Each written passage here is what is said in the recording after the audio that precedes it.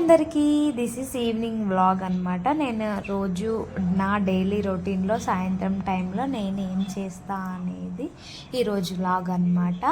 నేనైతే ఈవినింగ్ 4 o'clockకే ఇంటి పనులు చేయడం స్టార్ట్ చేస్తా. ఎందుకంటే మా చిన్న బాబు ఆ టైంలోనే పడుకుంటాడు అనమాట. సో దట్ నేను తొందరగా చేసుకోవడానికి ట్రై చేస్తాను. ఎందుకంటే తను లేస్తే ఇంకా ఆయన బట్టి తిరగడమే ఉంటుంది.